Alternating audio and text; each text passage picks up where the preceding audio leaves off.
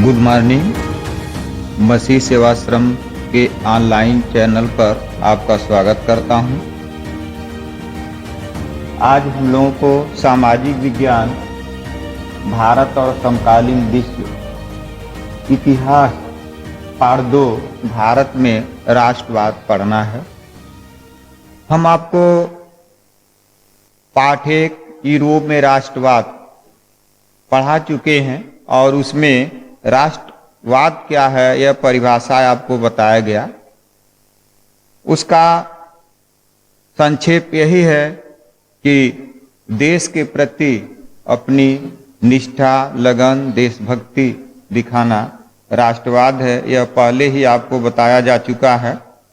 यहाँ भारत में राष्ट्रवाद पढ़ना है क्योंकि यूरोप में राष्ट्रवाद के तहत आपको फ्रांसीसी क्रांति, इटली का एकीकरण, जर्मनी का एकीकरण बताया गया और इसी तरह से तमाम महान देशभक्तों, चाहे वो मेजनी हो, गैरीबाल्डी हो, काउंट काउर हो अथवा जर्मनी के बिस्मार्क हो, जिन्होंने अभूतपूर्व अपना योगदान दिया और इटली जर्मनी के एकीकरण में अपना योगदान दिया।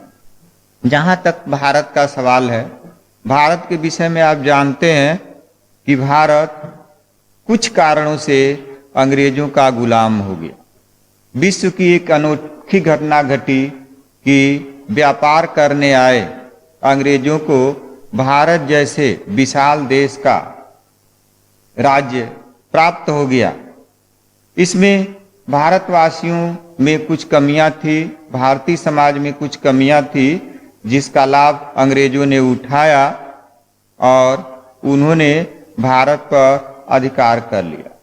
जैसे कि आप पहले भी पिछली कक्षाओं में पढ़ चुके होंगे कि जहांगीर के दरबार में थॉमस रो नामक अंग्रेजी राजदूत आया था और उससे जहांगीर से कुछ व्यापारिक सुविधाएं प्राप्त कर लिया और फिर धीरे धीरे अपने व्यापार को बढ़ाते चले गए।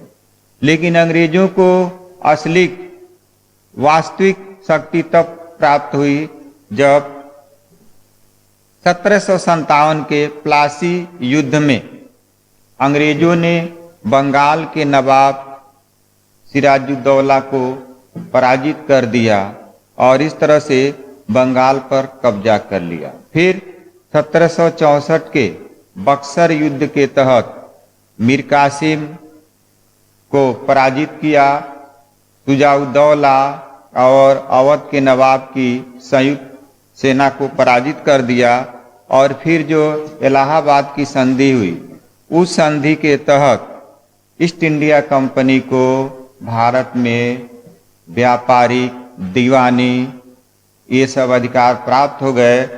अब यह है कि बंगाल पर कब्जा करने के बाद अंग्रेजों को देखा जाए तो बंगाल जैसा धनी प्रांत मिल गया और उनकी आर्थिक स्थिति बहुत सुदृढ़ हो गई और धीरे धीरे एक एक करके संपूर्ण भारत पर कब्जा कर लिया।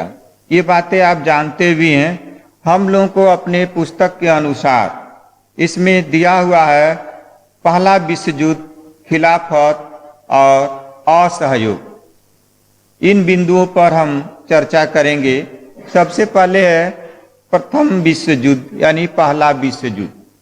पहला विश्व युद्ध यह 28 जुलाई 1914 से 11 नवंबर 1918 तक चला। यह तो उस समय भारत गुलाम था, भारत से कोई विशेष लेना देना नहीं था।